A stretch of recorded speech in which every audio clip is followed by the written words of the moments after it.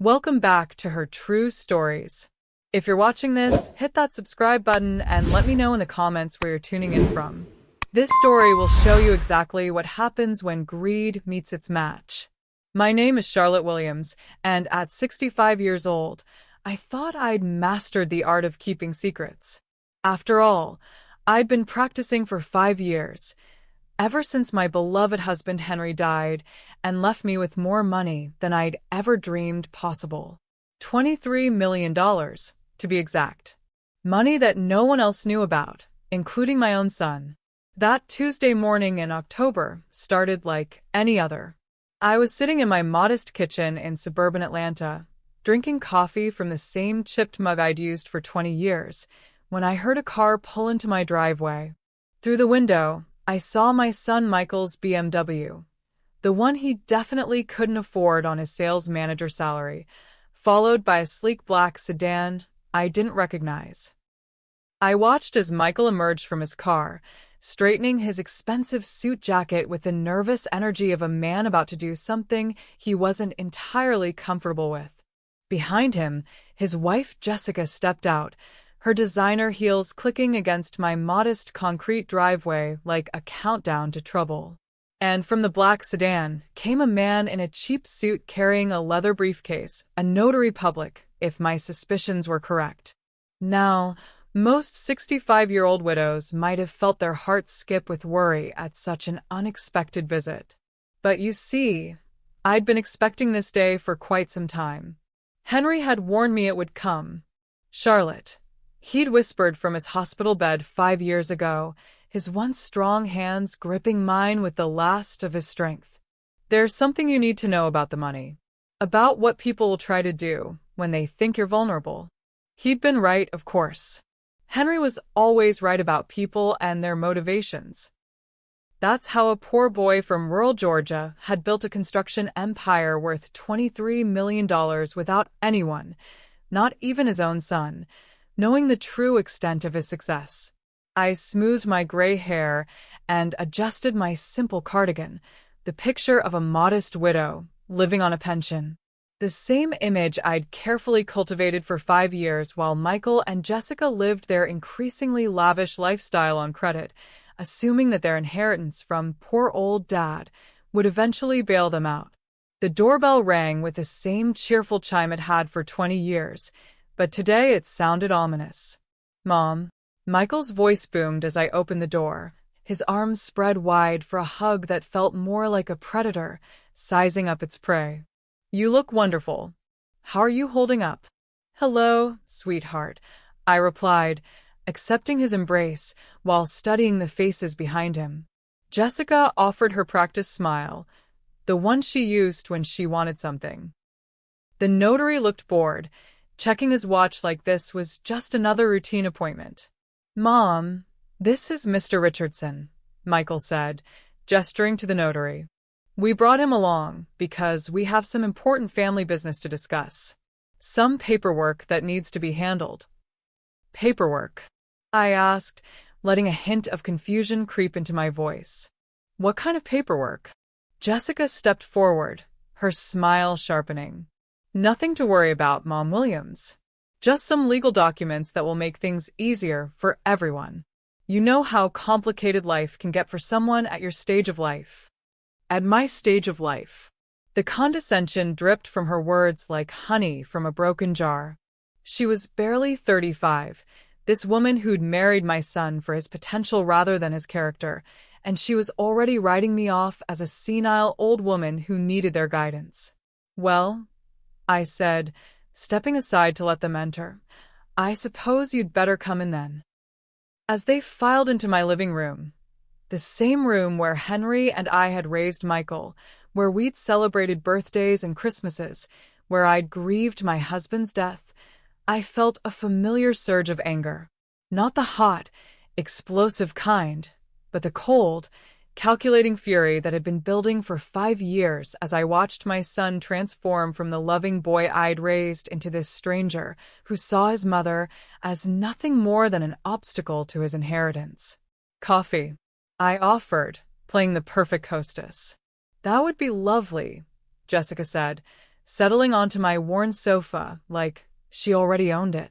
Which, based on the papers I was sure they'd brought, she apparently thought she soon would. I busied myself in the kitchen, listening to their muffled conversation in the living room. Michael's voice was nervous, uncertain. Jessica's was firm, insistent. The notary said nothing at all. As I arranged coffee cups on the tray Henry had bought me for our 20th anniversary, I allowed myself a small smile. They had no idea what they were walking into. You see, what Michael and Jessica didn't know, what no one knew except my lawyer, my accountant, and me, was that Henry hadn't just left me $23 million. He'd left me detailed instructions on how to protect it from exactly this kind of manipulation, along with a very comprehensive file on my son's financial situation that would have shocked them if they'd known I possessed it. Here we are, I said, returning to the living room with a coffee tray. Now, what's this paperwork you mentioned?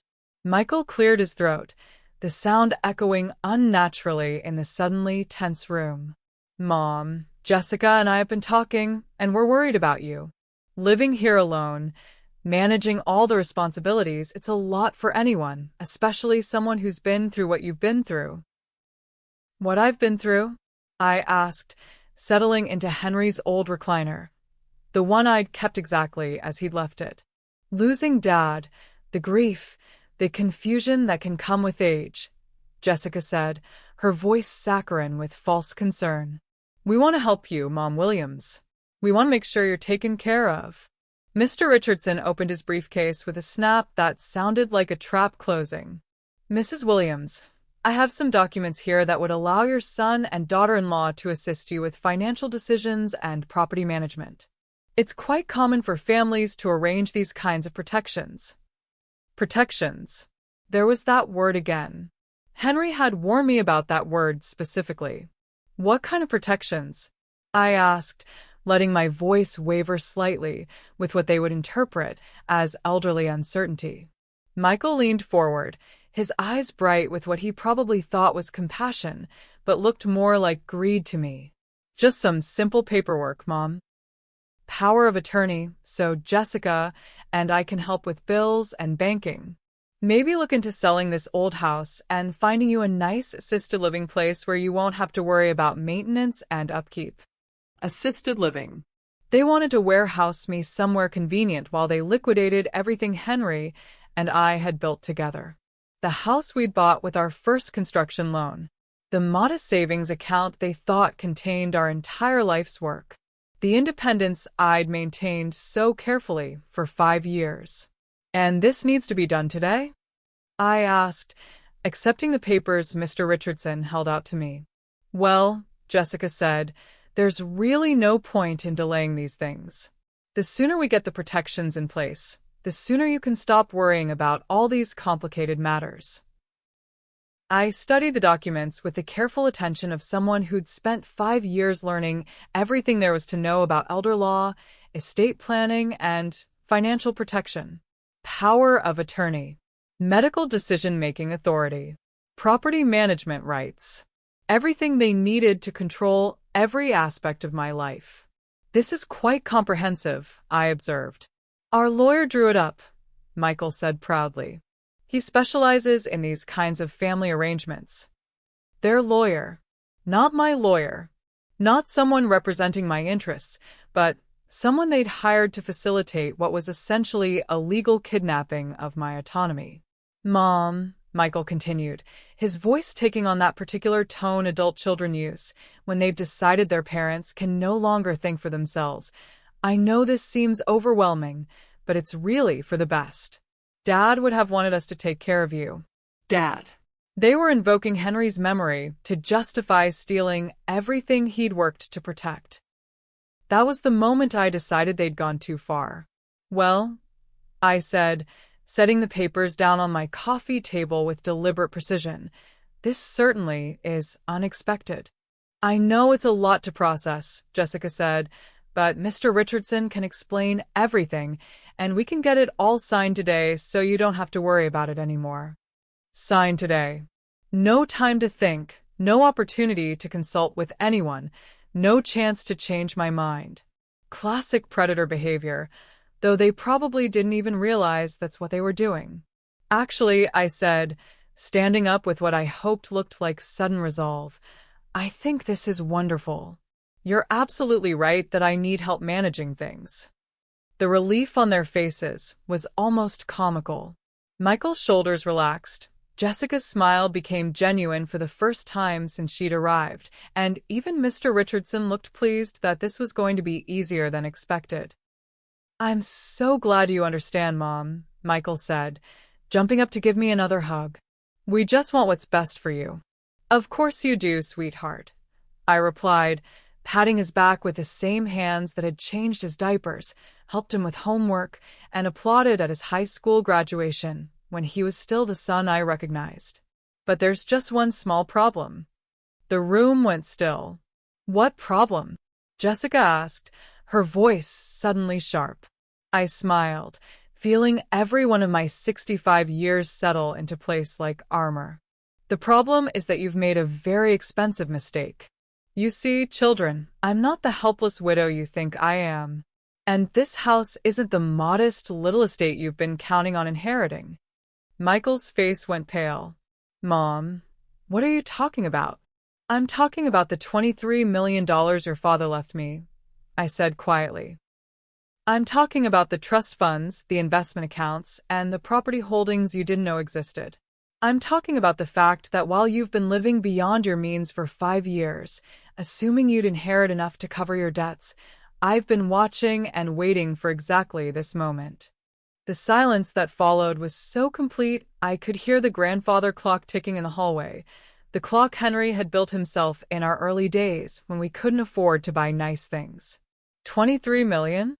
Jessica whispered, her face cycling through shock, anger, and calculation in rapid succession.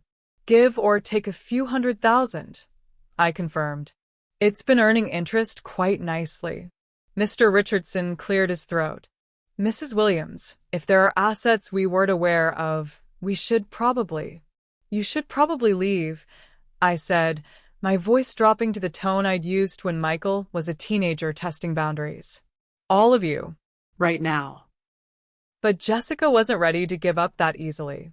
Wait a minute. If Dad left you that much money, why have you been living like this? Why haven't you helped Michael when he's been struggling? Because, I said, walking to the front door and opening it wide, your father knew exactly what kind of people you'd become. He knew that easy money would only make you greedier, more entitled, more likely to see me as an obstacle to your lifestyle rather than as a mother who deserved respect. Michael found his voice, though it cracked like it had when he was 14. Mom, this is crazy. We can work this out. We can. What you can do, I said, stepping aside so they could see the door clearly, is leave my house. And Michael, don't come back until you're ready to apologize for trying to steal my independence under the guise of protecting me. They gathered their papers and their notary and their shattered assumptions about my vulnerability, filing out of my house like mourners leaving a funeral, which in a way they were. They'd just witnessed the death of their plan to control my life. After the door closed behind them, I stood in my living room, surrounded by the modest furniture and simple decorations that had hidden one of the most sophisticated financial portfolios in Georgia. I thought about Henry's warning, about the files in his safe that contained detailed information about Michael's debts, Jessica's spending habits, and their increasingly desperate financial situation. Then I walked to the kitchen and called my lawyer. Margaret? It's Charlotte Williams. They just showed up with the notary, exactly like Henry predicted they would. How did it go? Phase 1 is complete. It's time to move to Phase 2. What Michael and Jessica didn't understand yet was that their attempted coup hadn't just failed. It had triggered a war they were completely unprepared to fight. And I had $23 million worth of ammunition. The beauty of having money, real money, is that it buys you the most dangerous weapon imaginable: information. And in the 5 years since Henry's death, I'd used our resources to gather enough information about my son and daughter-in-law to destroy their lives several times over. Margaret Chen, my attorney, arrived at my house within an hour of my call. At 55, she was the kind of lawyer who'd built her reputation by protecting wealthy widows from exactly the kind of scheme Michael and Jessica had just attempted. Henry had chosen her specifically because she understood both the legal vulnerabilities of elderly people and the psychological tactics used to exploit them. "Show me the papers they brought," she said, settling into the chair recently vacated by Mr. Richardson. I handed her the power of attorney documents, watching as her experienced eyes scanned the legal language with the precision of a surgeon examining a patient. "Comprehensive," she observed. "If you'd signed this, they would have had complete control over your assets, your living situation, even your medical care." That was the point. The good news is that attempting to coerce an elderly person into signing over financial control is a form of elder abuse. The bad news is that proving coercion can be difficult unless you have evidence of their true motivations. I smiled. About that evidence. For the next hour, I showed Margaret the files Henry had left me. Financial records showing Michael and Jessica's mounting debts. Credit card statements revealing a lifestyle funded entirely by borrowed money. Documentation of the loans they'd taken against their house, their cars, even Jessica's jewelry. "They're underwater by about $400,000, Margaret observed. "No wonder they were desperate to access your inheritance." "It gets better," I said, pulling out another folder. Henry had them investigated 3 years before he died.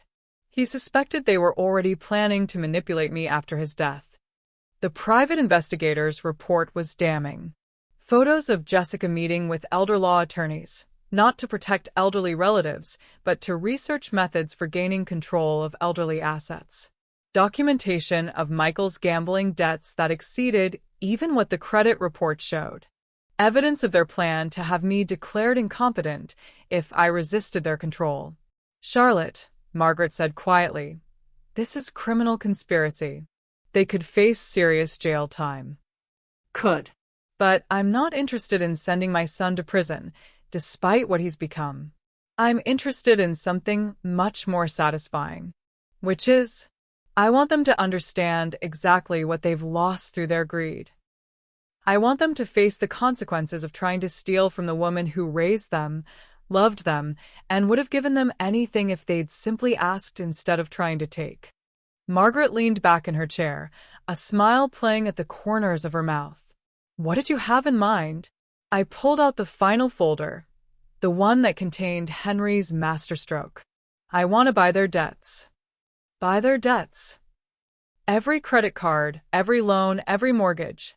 Henry left detailed instructions on how to do it through shell companies and intermediaries.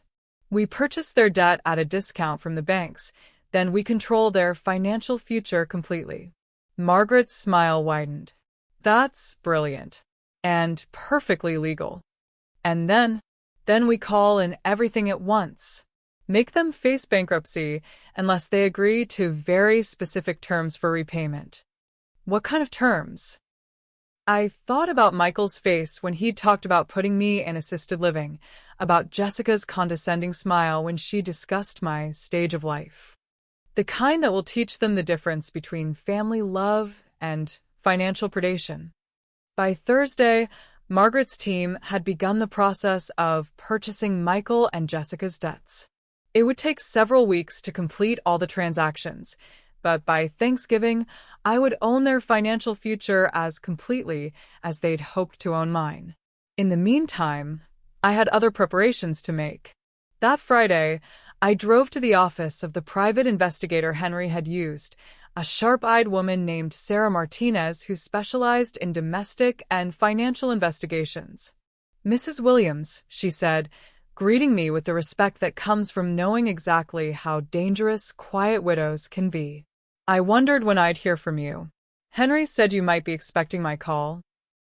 He hired me to monitor Michael and Jessica after your husband's death. I've been filing monthly reports with your attorney." Show me the latest report. Sarah pulled out a thick file that chronicled the last 5 years of my son's life in excruciating detail. The gambling addiction he'd hidden from everyone. The mounting pressure from creditors. The increasingly desperate searches for ways to access what they thought was my modest inheritance. They've been planning this for over a year, Sarah reported. Jessica found the notary, researched the legal requirements, even practiced the conversation they had with you. Practiced. They'd rehearsed manipulating me like actors preparing for a performance. There's more, Sarah continued. They've already put a down payment on a house in Buckhead. $750,000, financed entirely on the assumption that they'd gain control of your assets. They bought a house before they even tried to steal my money? Apparently, they were that confident in their ability to manipulate you. I thought about this level of arrogance, this absolute certainty that I would be easily controlled. It explained the practiced nature of their presentation, the casual cruelty of their assumptions about my mental capacity.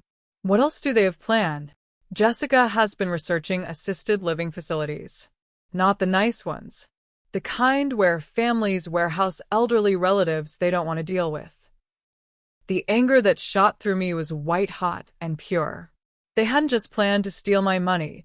They'd planned to disappear me into institutional care where I couldn't interfere with their enjoyment of my husband's life's work. Sarah, I said, my voice steady despite the fury coursing through my veins, I want you to document everything. Every conversation, every meeting, every financial transaction. When this is over, I want a complete record of exactly what they plan to do to me. Are you pressing charges? I'm pressing something much more effective than charges. That evening, I sat in Henry's old recliner, surrounded by evidence of our son's betrayal and his wife's manipulation. I thought about the boy who'd climbed into this same chair for bedtime stories, who'd cried in my arms when his first girlfriend broke his heart, who'd called me every week during his first year of college because he missed home-cooked meals. Where had that boy gone? When had he been replaced by this stranger who saw his mother as nothing more than an obstacle to his inheritance? My phone rang, interrupting my memories. Michael's name appeared on the caller ID. Hello, sweetheart, I answered, as if nothing had changed between us. Mom, about yesterday? I think there might have been some misunderstanding. What kind of misunderstanding? About the money. About Dad's estate. We never meant to pressure you or make you feel uncomfortable. Lies came so easily to him now. When had my son become such an accomplished liar? I know you didn't, dear. You were just trying to help. Relief flooded his voice. Exactly. We want to help. Maybe we could sit down and talk about it more carefully without all the legal papers and pressure. That sounds wonderful, Michael. But I'm afraid I'm going to be quite busy for the next few weeks. Busy with what? Oh, just some financial matters your father left for me to handle. Nothing you need to worry about. There was a pause. Mom, about that money you mentioned, $23 million? That seems like a lot. Are you sure you understood Dad's instructions correctly? Are you sure you understood? Even now, even after I'd revealed the extent of our wealth, he was questioning my mental capacity. I'm quite sure, sweetheart. Your father was very thorough in his planning. Well, maybe Jessica and I could help you manage it. I mean, that's a lot of responsibility for one person. I appreciate the offer, but I have excellent professional help. Professional help? Lawyers, accountants, investment managers. The kind of team your father assembled to protect our interests. Another pause, longer this time. Mom, we really should meet soon. There are things we need to discuss. Of course, dear. I'll call you when my schedule opens up. After I hung up, I realized that Michael hadn't apologized. Not once. He hadn't expressed regret for trying to manipulate me, shame for bringing a notary to my house without warning, or recognition that his actions had been hurtful and wrong. He was only concerned about the money he now knew existed but couldn't access. That night, I called my financial advisor, James Robertson, who'd been managing Henry's portfolio since before I even knew it existed. Charlotte, how are you holding up after yesterday's excitement? You heard about that? Margaret briefed me. We've been expecting something like this since Henry died. James, I want to accelerate the timeline on acquiring their debts. That will cost more. We'll have to pay premium prices to move that quickly. I don't care about the cost. I want control of their financial future before they have time to realize what's happening. Consider it done. How aggressive do you want to be once we own their debts? I thought about Jessica's research into assisted living facilities, about Michael's practice lies, about the house they'd already bought with money they didn't have. I want them to understand that actions have consequences, and I want those consequences to be impossible to ignore. Charlotte, James said carefully, are you sure about this? Once we start this process, there's no going back. Your relationship with your son will never be the same. James, my relationship with my son ended the moment he walked into my house with a notary and tried to steal my independence. What I'm doing now is just making sure he understands the full cost of that choice. By Monday morning, the financial machinery Henry had put in place was in motion. Shell companies were being established, debt purchases were being negotiated, and the trap that would catch my son and daughter-in-law was being constructed with the precision of a Swiss watch. They thought they'd been hunting a helpless widow. They were about to discover they'd walked into the lair of a very wealthy, very angry dragon. And this dragon had 23 million reasons to make sure they regretted their greed for the rest of their lives. 3 weeks after their failed coup, Michael and Jessica still had no idea what was coming. They'd resumed their normal routines, Michael at his sales job, Jessica at her boutique that lost money every month, while I orchestrated their financial destruction with the methodical precision Henry had taught me. Phase 2 is complete, Margaret announced during our Friday morning meeting. We now own 60% of their debt, including the mortgage on their current house and the construction loan for the Buckhead property. 60%. The remaining 40% is held by institutions that refuse to sell. But 60% is more than enough for what we have planned. I studied the documents spread across my dining room table. Purchase agreements, transfer notifications, legal notices that would soon transform my son's comfortable life into a nightmare of financial pressure. What's our next move? We wait until they close on the Buckhead house. Once they've committed to that level of debt, we spring the trap. The waiting was the hardest part. Every day, I watched Michael and Jessica go about their lives, blissfully unaware that their financial future was being systematically dismantled. Jessica posted photos of their new house on social media, counting down the days until closing. Michael bragged to friends about their upgraded lifestyle. Neither of them called to check on me. Not once in 3 weeks did my son call to see how I was doing, to apologize for their behavior, or to ask if I needed anything. The contrast with how attentive they'd been when they thought I might sign over my independence was stark and telling. On Halloween night, as I handed out candy to trick-or-treaters, my phone rang. Sarah Martinez, with an update that made my evening complete.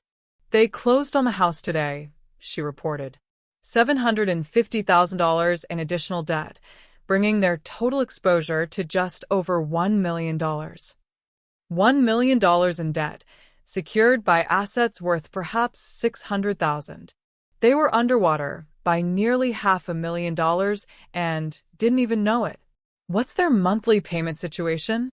Between both houses, the cars, credit cards, and other loans, they're looking at payments of about $12,000 per month. And their income? Michael makes about $6,000. Jessica's boutique loses money. The mathematics were unsustainable. They'd built a financial house of cards that could only stand as long as they had access to credit or to my inheritance. Sarah, I want you to document their celebration tonight. Photos, videos, social media posts. I want a complete record of how happy they are right now. Why? Because in 2 weeks, when we call in their debts, I want them to remember exactly how confident they felt before their world collapsed. That night, I sat in my modest living room, surrounded by the simple furnishings that had hidden a $23 million fortune for 5 years. I thought about Henry's plan, about his understanding of human nature, about his prediction that our son would eventually reveal his true character. Some people, Henry had told me during one of our last conversations, only show you who they really are when they think they can get away with it. Our job is to make sure they can't. November arrived with unseasonable warmth and the kind of clear skies that made everything seem possible. For Michael and Jessica, it was the beginning of their new life in their dream house. For me, it was the beginning of their education and consequences. The debt transfer notifications go out tomorrow, Margaret informed me during our Tuesday meeting. By Thursday, they'll receive calls from new collection agencies demanding immediate payment on debts they thought they were managing. How will that work exactly? When we purchased their debts, we bought the right to restructure payment terms. Instead of minimum monthly payments, we can demand full payment within 30 days. And if they can't pay, then we begin foreclosure proceedings on both houses, repossession of the cars, and seizure of any other assets, securing the loans. The speed with which their comfortable life could evaporate was breathtaking. In 30 days, they could lose everything they'd accumulated, everything they'd borrowed against, everything they'd assumed would be funded by my inheritance. Margaret, I want to make them an offer before we destroy them completely. What kind of offer? The kind that will force them to choose between their pride and their financial survival. Thursday morning brought the first call. I knew because Jessica immediately posted about it on social media, complaining about harassment from debt collectors and mistakes in their payment processing. By evening, Michael was calling me. Mom, we're having some problems with our mortgage company. They're claiming we owe the full balance immediately, which is obviously some kind of error. How strange, I said. Have you called them to straighten it out? We've been on the phone all day. They keep saying the debt was sold to a new company, but they won't tell us which company. That does sound confusing. Mom, this is serious. They're threatening foreclosure. We might lose both houses. Both houses. He was finally beginning to understand the scope of their exposure. What can I do to help? There was a long pause. Well, if you have access to Dad's inheritance, if there really is $23 million, maybe you could help us with a loan. A loan.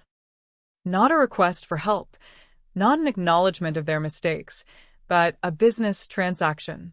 Even facing financial ruin, Michael couldn't bring himself to admit he'd been wrong or to ask for forgiveness. How much would you need? Maybe $500,000? Just to get caught up on everything and buy some time to restructure. $500,000 to solve problems they created through greed and financial irresponsibility.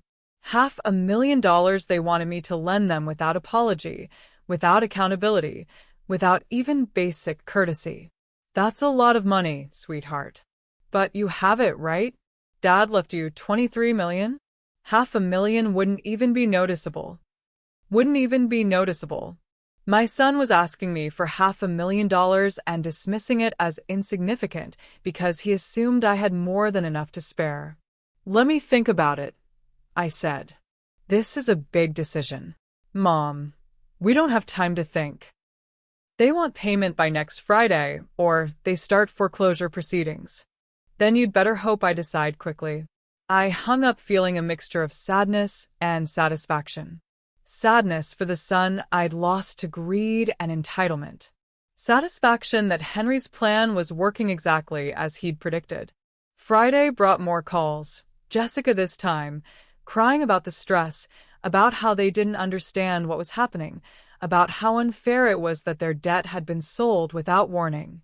Mrs. Williams, you have to help us, she sobbed into the phone. We've lost everything. The banks are calling every hour. They want to take our cars, our houses, everything. Have you spoken to a lawyer? We can't afford a lawyer. Don't you understand? We're broke. Broke, but still living in $1 million house, still driving luxury cars, still wearing designer clothes bought with borrowed money. Their definition of broke was different from most people's. Jessica, dear, why don't you and Michael come over Sunday afternoon? We'll sit down and discuss your situation properly. Really? You'll help us? I'll listen to what you have to say. Sunday arrived gray and cold, autumn finally asserting itself after weeks of unseasonable warmth. Michael and Jessica arrived looking haggard, stressed, and significantly humbled. The confident predators who'd walked into my house a month earlier had been replaced by desperate people facing financial ruin. I served coffee in the same cups we'd used for their last visit, letting them settle into the same seats where they'd tried to manipulate me into signing away my independence. Now, I said, settling into Henry's chair with the calm authority of someone holding all the cards, tell me about your situation. For the next hour, they laid out their financial catastrophe in excruciating detail.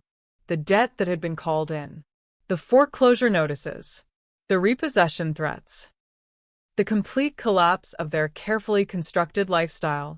We don't understand how this happened, Michael said. Everything was fine a month ago. Was it? I asked. Or were you living beyond your means, counting on inheriting money that didn't belong to you? They exchanged glances. Mom, about the papers we brought, we realize now that might have seemed presumptuous. Presumptuous. Not wrong, not cruel, not manipulative. Presumptuous. It might have seemed like we were trying to take advantage, Jessica added. But we really were just trying to help. Still lying. Even facing financial ruin, they couldn't tell the truth about their motivations. I see, I said. And now you need my help to solve the problems your helpfulness created. We need a loan, Michael said.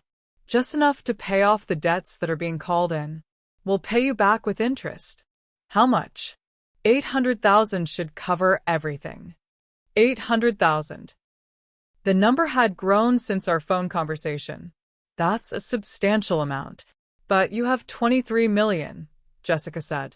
800,000 is nothing to someone with that much money. Nothing. To them, my husband's life's work was nothing more than a convenient solution to their self-created problems. And what would you offer as collateral for this loan? They looked confused. Collateral? Security for the loan. Some guarantee that you'll pay me back. We're family, Michael said, as if that settled the matter. Yes, we are. And families should treat each other with respect, honesty, and consideration. Would you say that's how you've treated me? Silence. Let me ask you something else, I continued. What were you planning to do with me after you gained control of my finances? We wanted to take care of you, Jessica said weakly. By putting me in assisted living? Their faces went white. They hadn't realized I knew about that part of their plan. How did you? Michael started. How did I know? Because I'm not the helpless widow you thought I was. I've known about your plans for months. The assisted living facilities Jessica researched. The lawyers you consulted about having me declared incompetent. The house you bought before even attempting to steal my money. We didn't. Michael stammered. Here's what's going to happen, I said, standing up with the authority of someone who just revealed the true balance of power. You're going to lose everything. The houses, the cars, the lifestyle you've built on borrowed money and false assumptions. But you could help us, Jessica pleaded. I could, but I won't. Why not? Michael demanded, anger finally breaking through his desperation. Because, I said, walking to the front door and opening it, you need to learn that actions have consequences. You tried to steal my independence, my dignity, and my freedom. Now you get to experience what it feels like to lose yours. They stood there for a moment, processing the finality of my decision. This is cruel, Jessica said. This is justice. After they left, I sat in my quiet house, thinking about the next phase of Henry's plan. Tomorrow, they would receive an offer that would give them one final chance to choose between their pride and their survival. Monday morning arrived with the crisp efficiency of justice being served. At precisely 9 a.m., a courier delivered an envelope to Michael and Jessica's current address, the modest house they were about to lose to foreclosure. The envelope contained an offer that would either save them or destroy them completely, depending on their capacity for genuine remorse. I knew they'd received it because Jessica called me within 20 minutes, her voice shaking with a mixture of desperation and rage. "What is this?" she screamed into the phone. "What kind of sick game are you playing?" "I'm not playing games, Jessica. I'm offering you a choice." The offer was simple in its brutality. I would pay off all their debts, every credit card, every loan, every mortgage, but only under specific conditions. They would publicly admit their attempt to defraud me. They would divorce each other. Michael would enter a rehabilitation program for gambling addiction. Jessica would surrender all her luxury possessions and move back in with her parents. And they would both work minimum wage jobs for 2 years while paying me back every penny. "You can't be serious," Michael said when he called an hour later. "You want us to humiliate ourselves publicly? Destroy our marriage? Give up everything we've worked for?" "Everything you've worked for?" I laughed, the sound sharp enough to cut glass. "Son, you haven't worked for anything. You've borrowed, stolen, and schemed, but you haven't worked. We built a life together. You built a lie together. Now you can either accept the consequences with some dignity, or you can lose everything and get nothing in return. This is blackmail. This is mercy. And it's more than you deserve." The deadline for their decision was Friday at 5 p.m. 5 days to choose between their pride and their survival. 5 days to decide whether they were capable of genuine remorse or if their arrogance would cost them everything. Tuesday brought a visit from Jessica's parents, Harold and Diane Mitchells, who arrived at my door looking like mourners at a funeral. They were good people who'd raised a daughter who'd somehow learned to view the world as something that owed her luxury. "Charlotte," Harold said, his voice heavy with embarrassment, "we need to talk about Jessica and Michael's situation." "Of course." "Come in." We sat in my living room while they explained their daughter's desperate phone calls, her tears, her claims that I was being unreasonably cruel. "She says you're trying to destroy their marriage," Diane said carefully. "I'm trying to save your daughter from the consequences of her own choices. There's a difference." I showed them the evidence I'd gathered. The investigation reports documenting Jessica's research into elder fraud. The financial records showing their systematic overspending. The proof that they'd planned to warehouse me in institutional care while enjoying my husband's money. By the time I finished, both parents were crying. "We didn't know," Harold whispered. "We knew she was materialistic, but we never thought she was capable of this." "She's still your daughter," I said gently, "and my offer would give her a chance to rebuild her life honestly. But the divorce.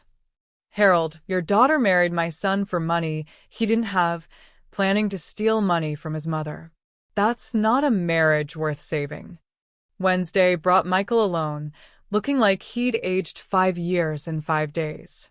He sat in my living room, fidgeting with his wedding ring, trying to find words for a conversation he was completely unprepared to have. "Mom, there has to be another way." "There is. You can refuse my offer and lose everything. But Jessica, she'll never forgive me if I agree to this." "Michael, Jessica researched ways to have me declared mentally incompetent so she could steal my money. Why would you want forgiveness from someone like that?" He was quiet for a long time, staring at the coffee table where he'd spread those power of attorney documents just weeks earlier. "When did I become this person?" he asked finally. It was the first honest thing he'd said since Henry's funeral. "I don't know, sweetheart. But it's not too late to become someone better." "What if I agree to your terms? What happens then?" Then you learn what it means to work for what you have. You learn that money isn't something you're entitled to, it's something you earn. And maybe eventually you remember what it means to be my son instead of just someone who sees me as a source of funding. Thursday evening brought them both, holding hands like children facing a principal's office, their faces etched with the kind of desperation that comes from running out of options. "We've decided to accept your offer," Michael said. "All of it? The public admission, the divorce, the rehabilitation, the minimum wage jobs." Jessica's face was streaked with tears. "We don't have a choice." "There's always a choice, Jessica. You're choosing survival over pride. That's actually progress." "When do we have to start?" "The public admission goes out tomorrow. Local newspapers, social media, anywhere people might have seen your attempts to portray yourselves as successful. The divorce papers get filed Monday. Michael checks into rehabilitation next week. And Jessica, your parents are expecting you by Sunday." The logistics of their humiliation had been planned with the same precision Henry had used to build his business empire. Every detail designed to ensure they understood the full weight of their choices. "What about after?" Michael asked. "After the 2 years after we've paid you back? After that, we'll see what kind of people you've become. If you've learned to value work over wealth, honesty over manipulation, then maybe we can rebuild some kind of relationship. And if we haven't, then you'll have learned to live without my money, which is more than you have now." Friday at 4:58 p.m., Michael called to confirm their acceptance. By 5 p.m., the legal machinery was in motion. Their debts would be paid by Monday, their humiliation would begin Tuesday, and their education and consequences would last exactly 2 years. The public admission appeared in the Atlanta Journal-Constitution on Tuesday morning, taking up a quarter page in the local section. Michael and Jessica's photograph, their professional headshots from happier times, accompanied a statement that would follow them for years. "We, Michael and Jessica Williams, publicly admit that we attempted to defraud Michael's mother, Charlotte Williams, by pressuring her to sign power of attorney documents that would have given us control of her assets. We acknowledge that our actions constituted elder abuse and financial manipulation. We are deeply sorry for our behavior and accept full responsibility for our choices." The statement was legally binding, admissible in court, and utterly devastating to any reputation they'd built in their social circles. By noon, Jessica's boutique had received 17 calls from creditors who'd read the admission. By evening, Michael's employer had scheduled a meeting to discuss his conduct issues. "I spent that Tuesday in my garden, deadheading roses, and enjoying the kind of peace that comes from watching justice unfold according to plan. My phone rang constantly, reporters wanting interviews, acquaintances expressing shock, family friends offering support, but I let them all go to voicemail. Margaret called with updates throughout the day. The debt payments have been processed," she reported at 2 p.m. "They're financially clear as of this afternoon. And the divorce filing? Scheduled for Thursday morning." Jessica's attorney says she's barely speaking to Michael. "What about the rehabilitation program?" Michael checks in Sunday. 30 days minimum. By Wednesday, the social consequences were becoming clear. Jessica's boutique had lost 3 major clients. Michael's sales manager position was under review. Their friends were avoiding them with the same enthusiasm they'd once shown for their company. "Mom," Michael called Wednesday evening, his voice hollow. "I got fired today." "I'm sorry to hear that." "Are you? Are you really sorry? Or is this exactly what you wanted?" I considered the question carefully. "Michael, what I wanted was for you to treat me with respect and honesty. What I got was manipulation and attempted theft. This isn't what I wanted. This is what you earned." Jessica won't even look at me. She blames me for everything. Do you blame her? I don't know anymore. I don't know anything anymore. Thursday brought the divorce filing, which, made the social media rounds by afternoon. Jessica had included statements about financial pressure and irreconcilable differences regarding family treatment that painted Michael as the primary villain in their scheme. "She's rewriting history," Michael said when he called Thursday evening, "making it sound like this was all my idea." Was it? No. Yes. I don't know. Maybe it was. Maybe I convinced myself we were helping you when really I just wanted access to Dad's money. Why? Because I felt like it was mine. Like I deserved it because I'm your son. Like you owed it to me because Dad left it to you instead of me. It was the most honest thing he'd said in years, perhaps in decades. "Michael, your father left everything to me because he trusted me to use it wisely. He knew that inheriting money you hadn't earned would only make you weaker, more entitled, less capable of building anything meaningful yourself."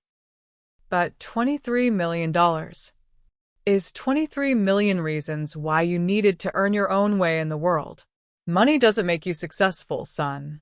It just makes you rich. Your father wanted you to be successful. Friday brought Jessica's move back to her parents' house, documented on social media by friends who seemed to take perverse pleasure in her fall from grace. The photos showed her loading boxes into a rental truck, her face hidden behind oversized sunglasses, her designer clothes looking somehow inappropriate for manual labor. Sarah Martinez provided surveillance updates throughout the weekend. Jessica spent Friday crying in her childhood bedroom, Sarah reported. Saturday, she applied for jobs at 3 retail stores. Sunday, she was turned down by all of them. Why? Background checks. The public admission shows up immediately when employers search her name. The consequences were cascading exactly as Henry had predicted they would. Every choice Michael and Jessica had made was now creating new problems, new limitations, new reminders of their spectacular fall from grace. Sunday evening, I drove Michael to the rehabilitation facility myself. It seemed important that his mother, not a taxi, not a friend, not his estranged wife, be the one to deliver him to the place where he would begin learning to live without the substances that had contributed to his financial recklessness. "I'm scared," he admitted as we sat in the parking lot outside the facility. Good. "Fear means you understand the seriousness of this. What if I can't do it? What if I can't change? Then you'll have learned something important about yourself. But Michael, I believe you can change. I wouldn't have offered you this chance if I didn't think you were capable of becoming better. Do you forgive me?" I looked at my son, this middle-aged man who looked so much like his father but had somehow inherited none of Henry's integrity, and felt the complex mixture of love and disappointment that only parents understand. "I forgive the boy you used to be. The man you've become will have to earn forgiveness through his actions." As I watched him walk into the facility, shoulders squared with what might have been determination or might have been resignation, I thought about Henry's plan and how perfectly it was unfolding. My husband had understood that some people only learn through consequences, that some lessons can't be taught with words or love or patience. Sometimes people have to lose everything to understand what they had. Michael's first week in rehabilitation coincided with Jessica's first week of job hunting, and both experiences were providing them with education they'd never received despite their college degrees, the knowledge of what life looks like when you have to earn rather than take. I received daily reports from Sarah Martinez, who was documenting their progress with the thoroughness of an anthropologist studying a fascinating social experiment. Jessica applied to 16 retail positions this week, Sarah reported during our Friday meeting. She was offered one part-time sales associate at a discount clothing store, $7.25 per hour. Did she accept? After crying in the parking lot for 20 minutes, yes. I imagine Jessica, who'd never worked retail, who'd bought her clothes at boutiques where individual items cost more than her new daily wage, learning to fold discount clothing and handle cash registers and smile at customers who treated her like hired help. What about her living situation? Her parents are treating her like a teenager. Curfew, chores, accountability for every dollar she spends. She's having trouble adjusting to not being able to buy whatever she wants whenever she wants it. The rehabilitation facility provided weekly updates on Michael's progress. The reports were written in the dry language of clinical assessment, but they painted a picture of a man confronting the full scope of his self-deception. Patient shows resistance to accepting responsibility for financial choices, read the first week's report. Continues to blame external factors for consequences of gambling addiction. By the second week, there was slight progress. Patient beginning to acknowledge pattern of magical thinking regarding money and inheritance. The third week showed genuine breakthrough. Patient expressed genuine remorse for impact of his choices on family relationships. Beginning to understand connection between gambling addiction and sense of entitlement.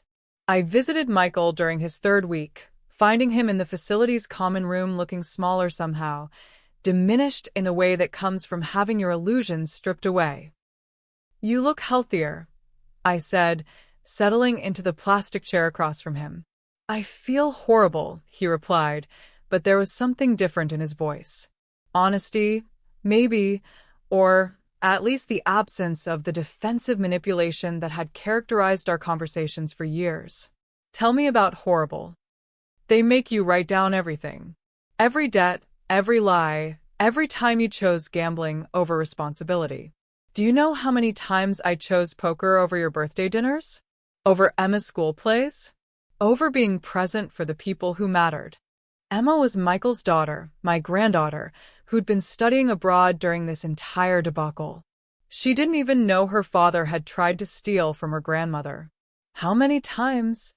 Too many to count.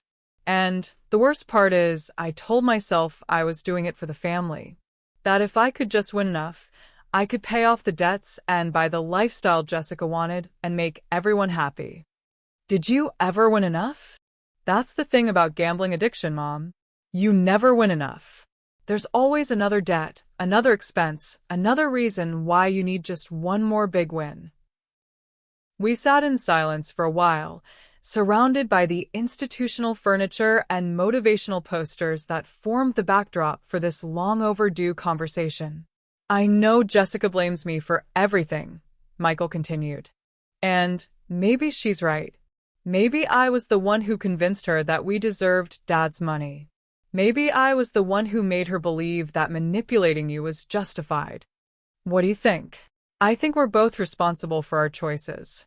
But I think I was the one who taught her that family was just another resource to be exploited when times got tough." It was a level of self-awareness I hadn't heard from him since he was a teenager learning hard lessons about accountability. "Michael, do you understand why your father left everything to me instead of dividing it between us? Because he knew I wasn't ready for it. Because he knew that inheriting money I hadn't earned would make me worse instead of better. And now I'm learning what it means to start over. What it means to build something from nothing instead of expecting to inherit something from someone else." The following week brought news that Jessica had been fired from her retail job. According to Sarah's report, she'd been caught stealing, not money, but clothing. A $50 sweater that she claimed she'd forgotten to pay for. Her parents are devastated, Sarah reported. They've given her 1 week to find another job or she'll have to move out. The speed of Jessica's fall was breathtaking. From boutique owner to retail worker to unemployed thief in less than a month. But what struck me most was the predictability of it. When someone's entire identity is built on having things they haven't earned, removing access to those things reveals the complete absence of character underneath. Margaret called with updates on the legal ramifications of Jessica's theft. "The store isn't pressing charges," she reported. "They just want her gone. But it will show up on any background check, making it even harder for her to find employment." Exactly. She's learning that actions have consequences that extend far beyond the immediate situation. By November, Michael had been in rehabilitation for a month and was eligible for supervised day visits. I picked him up on a Saturday morning, noting how different he looked, not just thinner and more tired, but somehow more present, more focused on the conversation we were having instead of whatever scheme was running in the background of his mind. "Where would you like to go?" I asked as we drove away from the facility. "Could we visit Dad's grave?" Henry's grave was in a small cemetery on the outskirts of Atlanta, marked with a simple granite stone that bore his name, dates, and the inscription, "He built with his hands and loved with his heart." Michael stood there for a long time, reading words he'd probably never really noticed before. "I disappointed him, didn't I?" Michael said finally. "You disappointed yourself. Your father loved you, but he wasn't surprised by your choices. He knew I would try to steal from you. He knew you hadn't learned the difference between earning and taking. He hoped you would learn it eventually. Am I learning it now?" I looked at my son, standing at his father's grave, asking honest questions for the first time in years. "I think you're beginning to."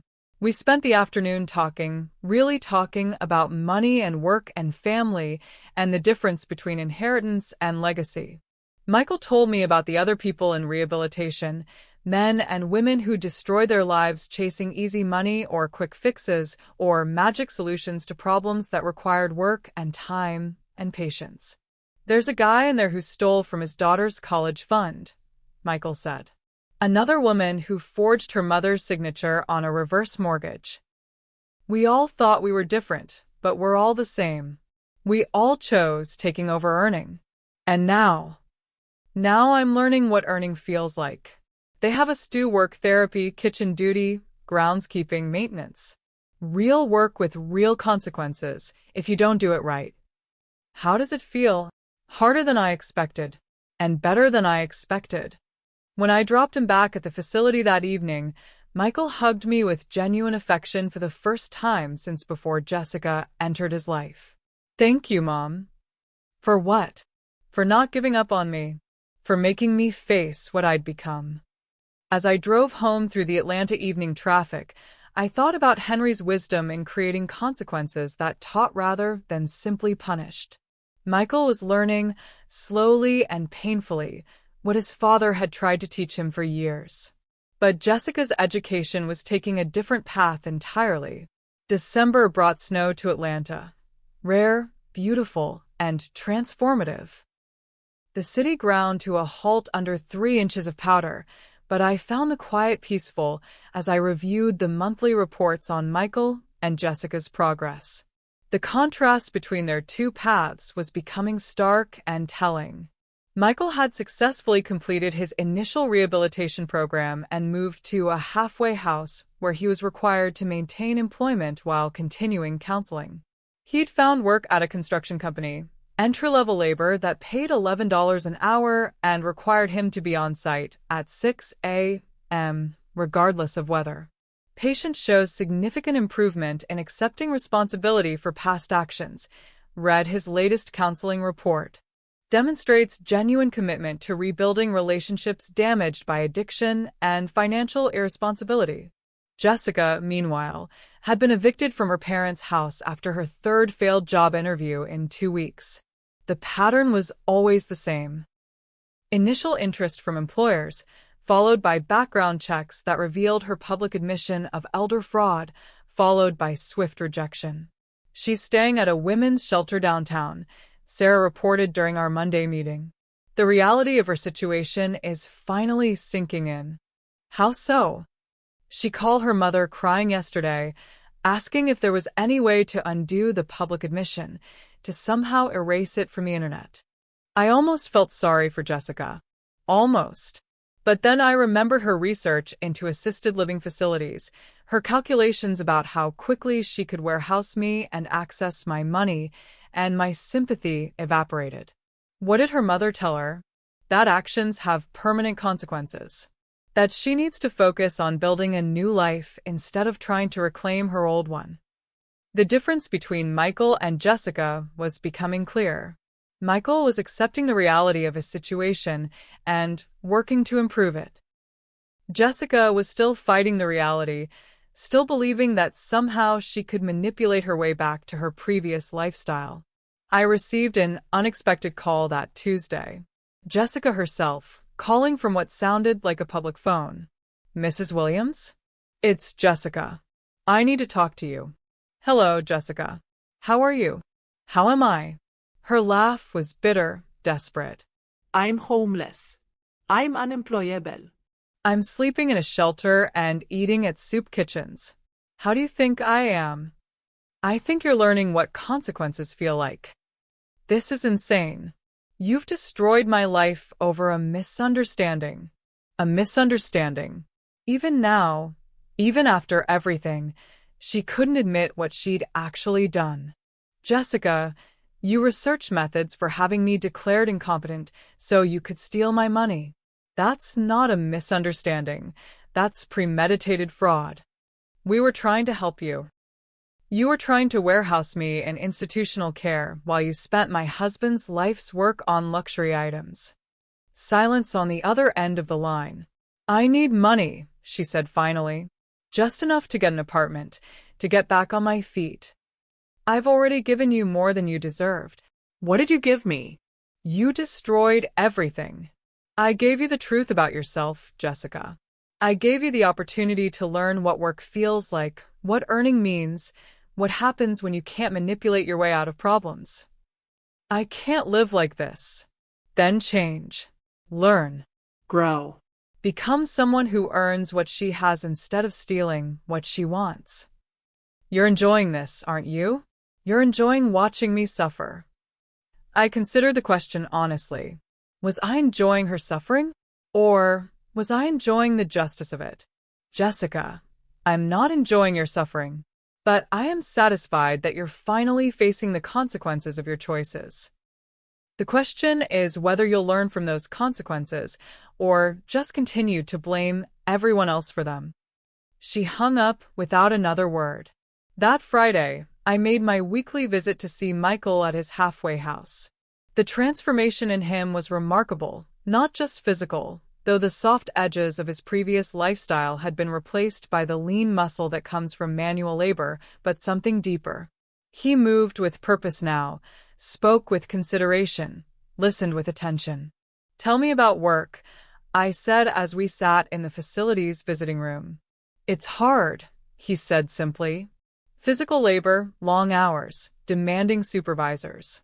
But there's something satisfying about building something with your hands, about seeing the results of your work at the end of the day. Like your father. Yeah.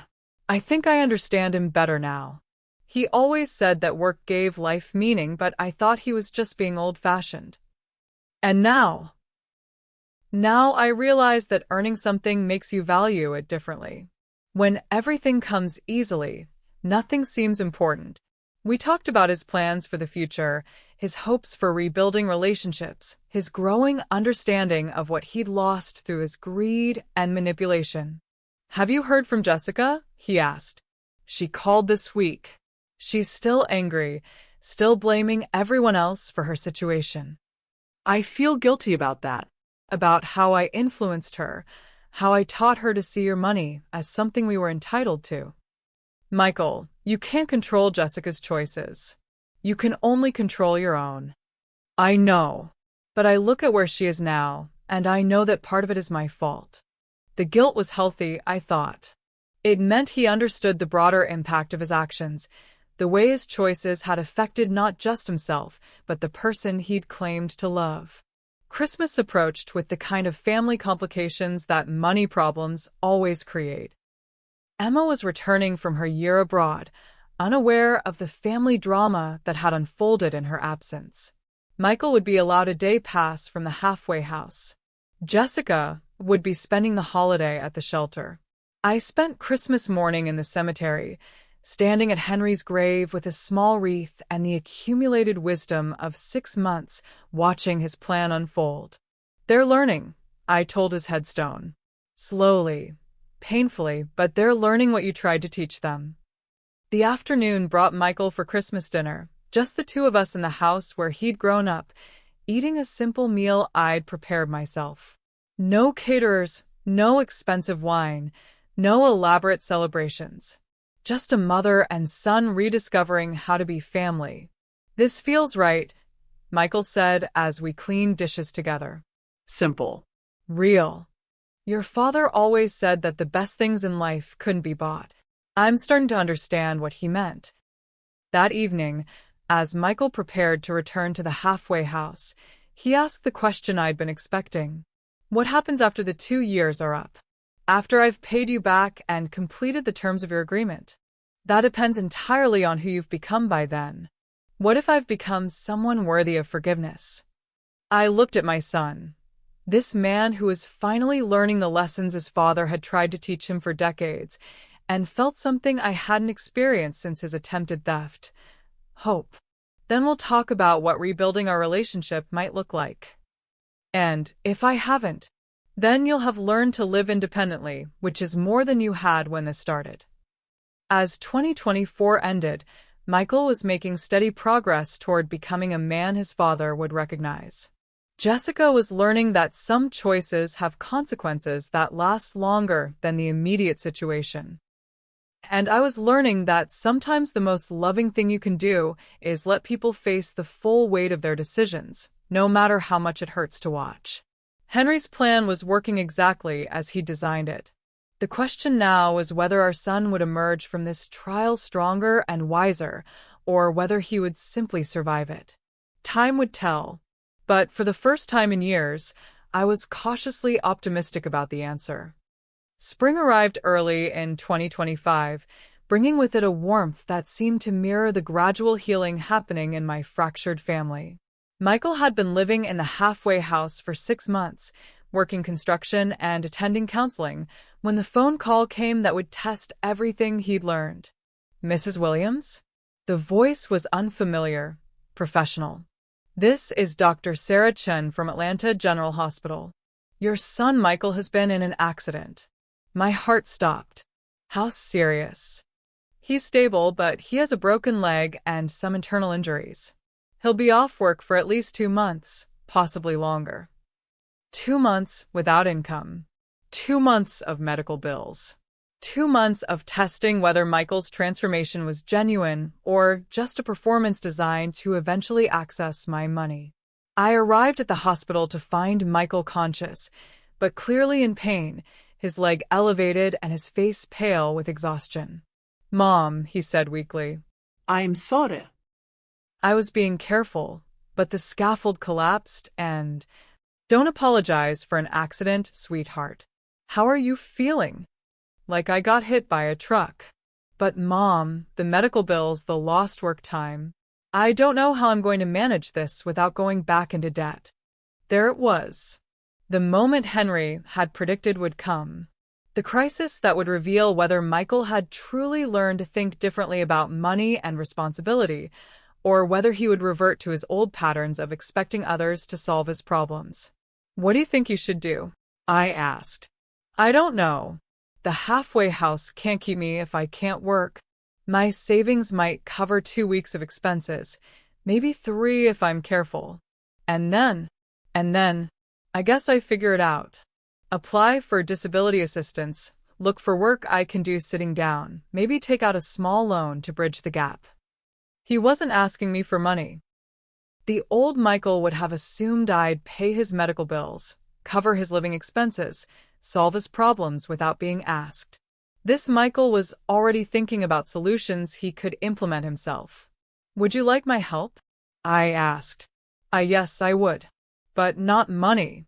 Maybe advice about resources I don't know about, or connections that might help me find suitable work while I recover. Resources and connections, not cash. Work, not handouts. The distinction was significant. Over the next week, I helped Michael navigate the social safety net he'd never needed to understand before. Disability assistance applications, medical payment plans, temporary housing for people in transition. It was an education in how life works for people without family wealth to fall back on. "This is hard," Michael admitted during one of our planning sessions. "Not the paperwork. That's just tedious. But the realization that most people live one accident away from financial disaster." "How does that make you feel?" "Grateful for what I had. Ashamed of how I took it for granted." determined to build something more stable this time. Jessica's response to Michael's accident was telling in its absence. She didn't call, didn't visit, didn't offer any support whatsoever. According to Sarah's surveillance reports, she'd learned about the accident through social media, and her only reaction was anger that it might somehow interfere with the divorce proceedings. She's become completely focused on survival, Sarah reported. No emotional energy left for anything beyond getting through each day. Is she working? Cleaning office buildings at night. It's the only job she could find that doesn't require customer interaction or background checks. Night janitorial work. Jessica, who'd once refused to shop at stores she considered beneath her status, was now emptying trash cans and mopping floors in office buildings while the rest of the city slept. Meanwhile, Michael was using his recovery time productively. He'd enrolled in online courses to learn construction management, reasoning that his experience as a laborer combined with business education might eventually lead to better opportunities. I want to understand the whole process, he explained during one of my visits. Not just how to build things, but how to plan projects, manage budgets, coordinate teams. Maybe someday I can start my own company. Like your father. Yeah. I'm finally understanding how he built what he built. Not through inheritance or manipulation, but through knowledge and work and treating people fairly. The divorce between Michael and Jessica was finalized in April, a brief court proceeding that dissolved their marriage without drama or contested assets. They had nothing left to fight over except debt, which had already been satisfied by my intervention. Jessica attended the hearing alone, having refused Michael's offer to provide transportation. She looked thin, worn down by months of manual labor and the stress of survival. But when the judge asked if she had any final statements, her words revealed that she still hadn't learned the most important lesson. Your Honor, she said, I just want it noted that I believe I was coerced into this divorce by financial pressure that could have been avoided if certain family members had been more generous. Certain family members. Even in court, even at the end of her marriage, Jessica couldn't bring herself to acknowledge her own role in their downfall. Michael, by contrast, simply said, I accept responsibility for the choices that led to this situation, and I wish Jessica well in rebuilding her life. After the hearing, I drove Michael back to his physical therapy appointment, thinking about the contrast between his words and Jessica's. Do you really wish her well? I asked. Ida. I wish she could learn what I'm learning. But I can't force her to change, and I can't let her drag me back into old patterns of thinking. What old patterns? Blaming other people for problems I created. Expecting others to solve difficulties I should handle myself. Believing that family love means never having to face consequences for bad choices. By summer, Michael had recovered enough to return to work, but something interesting had happened during his convalescence. His construction company had offered him a promotion to assistant supervisor, recognizing the leadership skills and planning abilities he'd demonstrated while managing his own recovery. They want me to help train new workers, he told me excitedly. Share what I've learned about safety, efficiency, teamwork. It's more money, but more importantly, it's recognition that I have something valuable to contribute. The pride in his voice was genuine, earned through months of proving himself rather than inherited through family connections. Your father would be proud, I said. I hope so. I'm starting to understand what he meant about building something that matters. As Michael's life stabilized and improved, Jessica's continued to deteriorate. She'd been evicted from the women's shelter for violating curfew rules and was living in her car, a beat-up Honda she'd managed to buy with her janitorial wages. She's applied for public housing assistance, Sarah reported, but the waiting list is over a year long. What about her family? Her parents offered to let her come back if she agreed to counseling and financial planning classes. She refused, saying she didn't need their judgment on top of everything else. Still refusing help that came with accountability. Still believing that her situation was everyone's fault except her own. The contrast between my son's journey and my former daughter-in-law's path was becoming a case study in how people respond to consequences. Michael had embraced the reality of his situation and worked to improve it. Jessica was still fighting the reality, still looking for someone else to blame for her choices. In August, exactly 1 year after their attempted theft, I received two very different phone calls that crystallized everything Henry's plan had accomplished. The first call was from Michael. "Mom, I wanted to tell you that I made my first payment toward paying you back. It's only $200, but it's money I earned honestly, and it feels good to be reducing my debt to you instead of increasing it." $200 out of the hundreds of thousands I'd spent saving him from financial ruin. But the amount wasn't important. The intent was everything.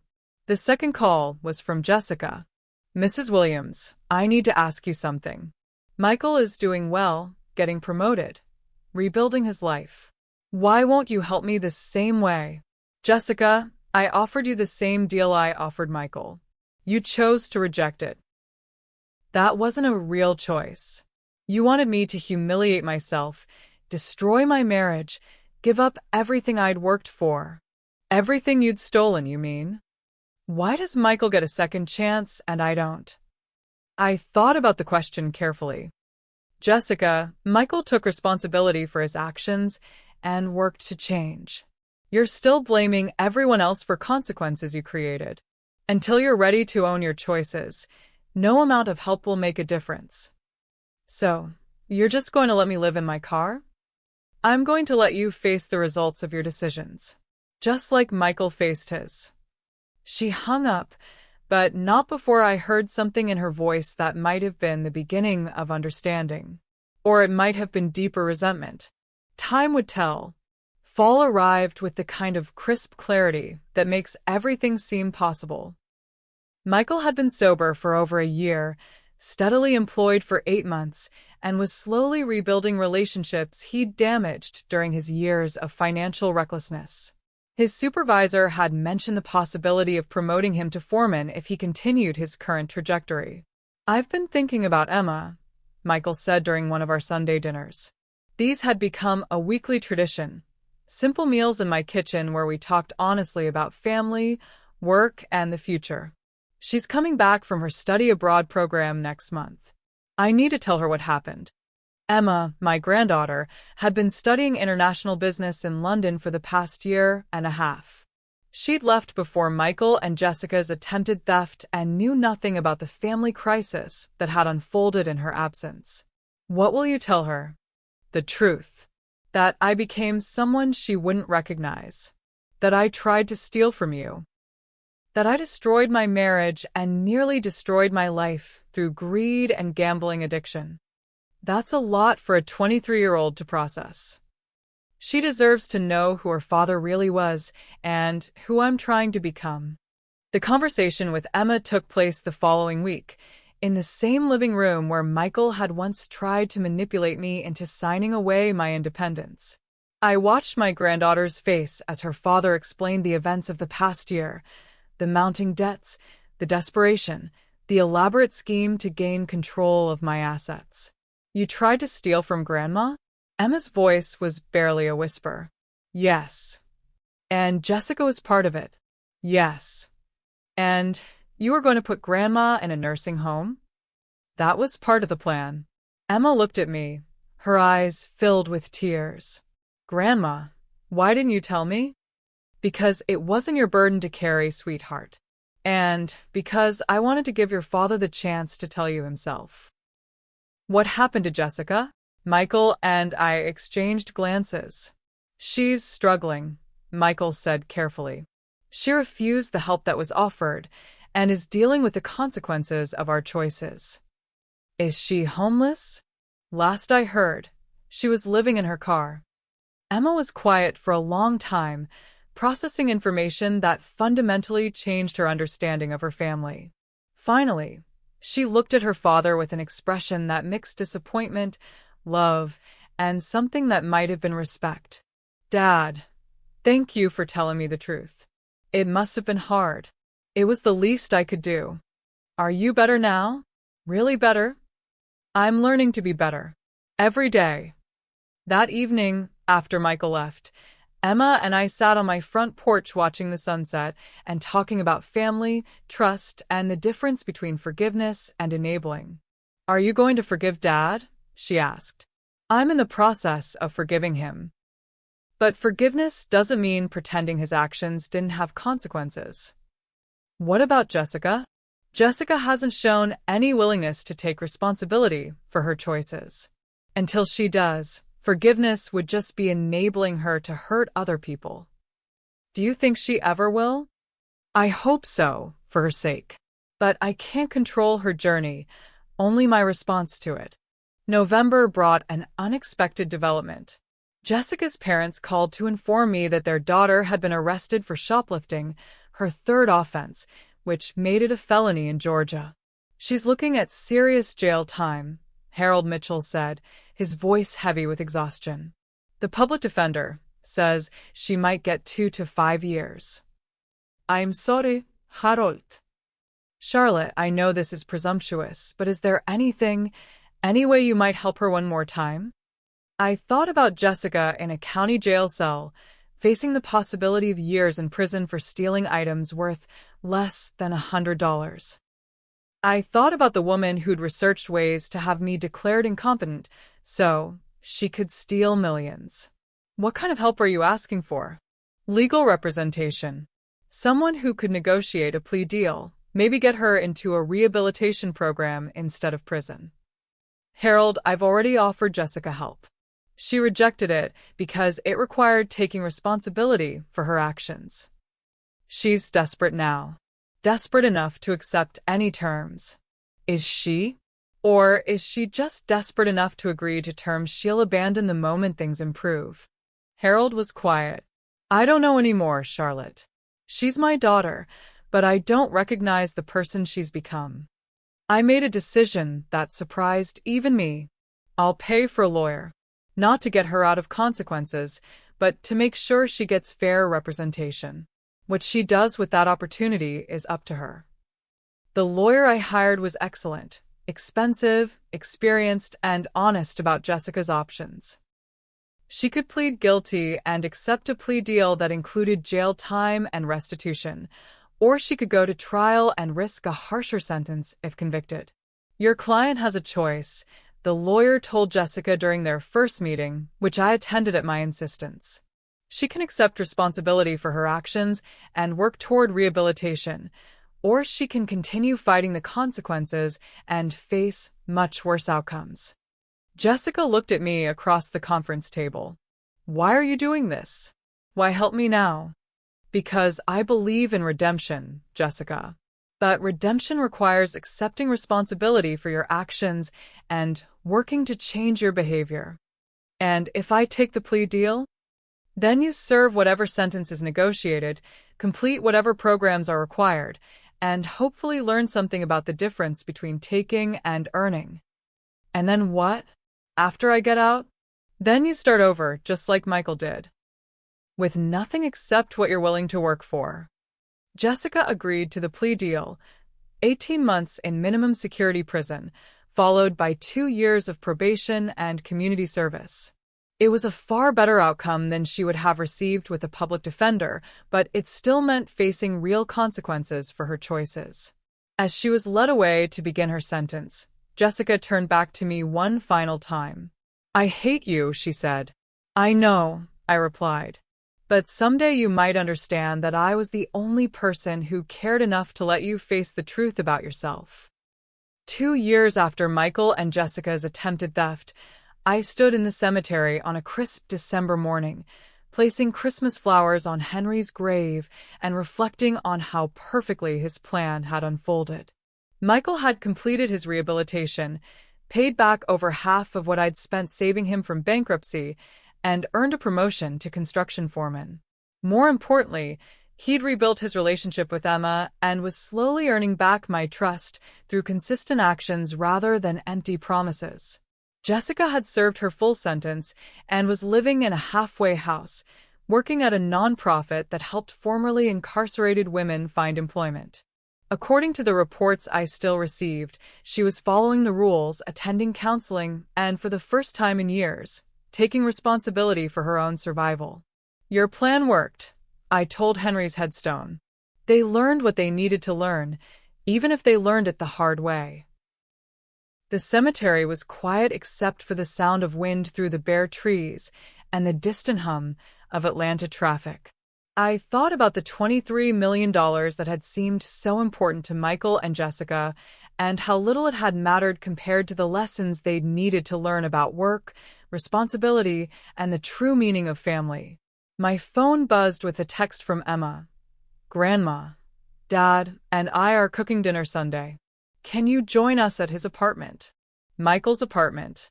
Not the mansion he'd lost to foreclosure, not the luxury lifestyle he'd funded with debt, but a modest two-bedroom place he was renting with money he'd earned honestly.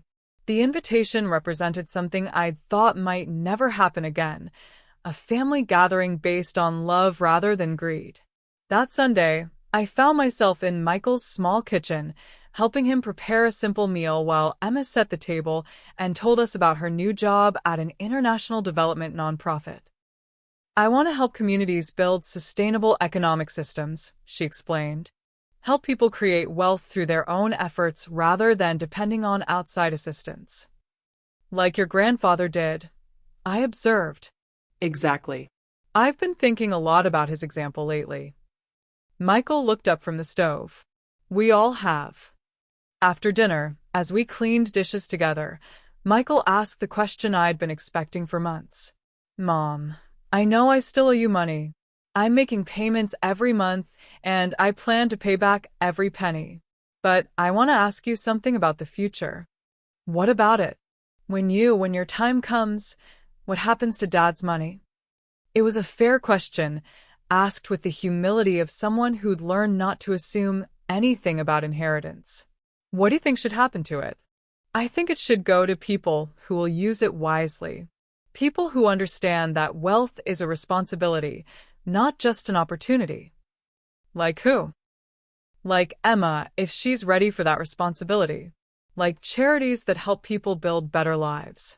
Like maybe setting up programs that teach financial literacy and work skills to people who need second chances. And you? Michael was quiet for a moment. I'd like to think that someday I might earn your trust enough to be included in those plans. But I understand if I never do. I understand that some mistakes have permanent consequences. I looked at my son, this man who'd learned through hard experience what I'd tried to teach him through love, and made a decision Henry would have approved of. Michael, there's something I want to show you. I pulled out a folder I'd brought with me, containing documents that would surprise him. What's this? Your father's original will. The one he wrote before he got sick. Michael read through the legal language, his eyes widening as he understood what he was seeing. He left everything to both of us equally? He did. But then he watched you struggle with gambling addiction, watched you make increasingly poor financial decisions, watched you prioritize easy money over earned money. So he changed his will. To protect you from me. To protect both of us from the man you were becoming. But Michael, he also left instructions about what should happen if you learned to change. I pulled out another document, Henry's letter to me, written just days before he died. If our son learns to value work over wealth, responsibility over entitlement, then he should eventually inherit what I built. But only after he's proven he can build something himself. Michael read the letter twice, tears streaming down his face. He still believed in me? He always believed in the man you could become. He just knew that giving you money before you were ready would prevent you from becoming that man. And now you've spent 2 years learning what it means to earn rather than take. You've rebuilt relationships through actions rather than words. You've faced consequences without blaming others for them. I pulled out the final document, a revised will I'd had Margaret draft the previous month. This leaves everything to you and Emma equally, with one condition. What condition? That you continue to demonstrate the values your father tried to teach you. Work, integrity, responsibility, service to others. And if I don't, then the money goes to charity, and you continue to live on what you earn yourself.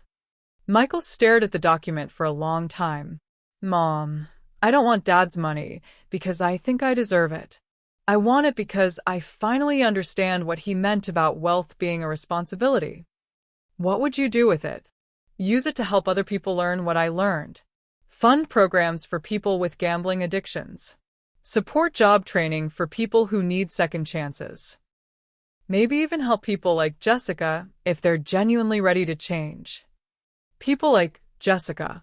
Even now, even after everything she'd put him through, Michael was thinking about redemption rather than revenge. What about Jessica? I asked. Do you think she's changed? I don't know, but I hope so. And if she has, she deserves the same opportunity one got to rebuild her life. 6 months later, I received a letter that proved the power of consequences to teach what love and patience could not. Dear Mrs. Williams, it began. My name is Jessica Morrison. I used to be Jessica Williams, but I've returned to my maiden name. I am writing to you from the halfway house, where I'm completing my sentence. I want you to know that I understand now what you were trying to teach me. I understand that I wasn't trying to help you. I was trying to steal from you. I understand that my marriage to Michael was based on greed rather than love. I understand that I spent years taking things I hadn't earned and calling it success. I don't expect forgiveness. I don't expect help. I just want you to know that I'm finally learning what it means to work for what I have, to take responsibility for my choices, and to treat other people with honesty rather than manipulation. I have a job now, data entry for a nonprofit that helps women rebuild their lives after incarceration. It doesn't pay much, but it's honest work that serves a purpose beyond my own survival. I'm saving money, taking classes, and for the first time in my life, building something through my own efforts. I wanted to thank you for not giving up on the possibility that people can change. Your refusal to enable my bad behavior was the kindest thing anyone ever did for me, even though I was too angry and entitled to see it at the time. If I prove myself worthy of trust again, not through words, but through years of consistent actions, I hope someday we might have a conversation about forgiveness. But I understand if that never happens. Some mistakes have permanent consequences, and I accept that mine might be one of them. Sincerely, Jessica Morrison. The letter was handwritten on simple paper, the words carefully chosen and genuinely felt. I read it 3 times, thinking about redemption and second chances and the difference between enabling and empowering. That evening, I called Michael to read him Jessica's letter. How do you feel about it? He asked when I finished. Hopeful. For the first time since I met her, Jessica sounds like someone who understands the difference between taking and earning. Do you think she's really changed? I think she's beginning to change. Whether that change lasts will depend on her choices going forward. Would you consider helping her if she proves herself? I would consider not standing in the way of her rebuilding her life through her own efforts. But Michael, the days of family members expecting financial bailouts are over forever. I wouldn't expect anything else. As I hung up the phone, I thought about Henry's legacy and how it had evolved beyond mere money into something more valuable, a family that finally understood the difference between inheritance and entitlement, between love and enabling, between wealth and worth. 3 years after their attempted theft, both Michael and Jessica were building honest lives based on earned rather than inherited wealth. Emma was using her education to help communities develop sustainable prosperity. And I was using Henry's fortune to fund programs that taught other people the lessons my children had learned through consequences. The $23 million that had seemed so important to Michael and Jessica was now serving purposes Henry would have approved of: education, opportunity, and second chances for people willing to work for them. But the most valuable part of Henry's legacy wasn't the money at all. It was the understanding that some lessons can only be learned through experience, that love sometimes requires letting people face consequences, and that the greatest gift you can give someone is the opportunity to discover what they're capable of when they can't rely on anyone else to solve their problems. Standing in my garden that Christmas Eve, watching snow fall on the modest house that had hidden a fortune for so many years, I realized that Henry's plan had accomplished something even more important than protecting our wealth from manipulation. It had transformed our son from someone who saw family as a resource to be exploited into someone who understood that family was a responsibility to be honored. And in the end, that transformation was worth more than $23 million. It was worth everything. Thank you for watching this story unfold. If this tale of family betrayal, consequences, and ultimate redemption moved you, please subscribe to Her True Stories and let me know in the comments what part resonated most with you. Remember, sometimes the greatest act of love is refusing to enable someone's worst impulses, even when it breaks your heart to watch them struggle. Hit that notification bell so you never miss a story of triumph over manipulation, and share this with someone who needs to know that setting boundaries isn't cruel. It's sometimes the only path to healing. The strongest families aren't built on money or convenience, but on respect, accountability, and the courage to let consequences teach what love alone cannot.